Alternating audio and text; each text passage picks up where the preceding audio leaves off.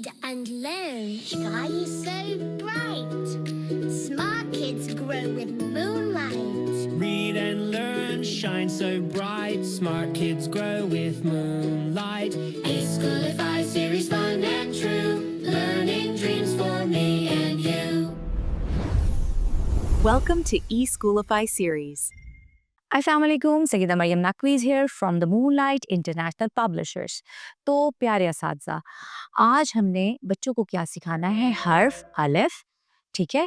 और सबसे पहले हम देखेंगे कि हमारे हासिलाते तअल्लुम क्या हैं।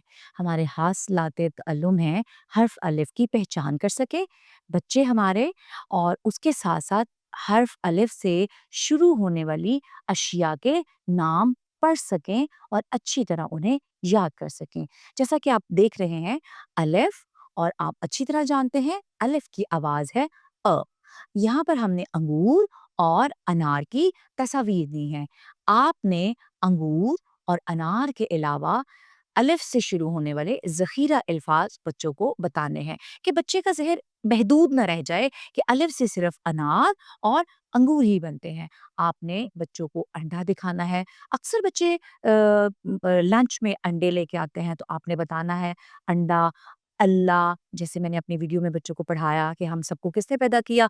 अल्लाह ताला ने पैदा किया, ठीक है? क्लास में ऐसे बच्चे भी होते हैं जिनका नाम अलिफ से शुरू होता है, असद है, अहमद है, ठीक है? तो जैसे घर में बच्चे क्या देखते हैं, उनकी अम्मी कपड़े किससे इस्त्री करती हैं? इस्त्री से। तो आपने अंगूर और अनार के जो अलावा ज़ख़ीरा अल्फाज हैं, उनको भी मुतारिफ़ करवाना है। और अगले सफ़े पे हमारी नज़्म है, उसको बहुत अच्छे तरीके से मैंने पढ़ना सिखाया है। आपने बच्चों के साथ-साथ इस नज़्म को पढ़ना है।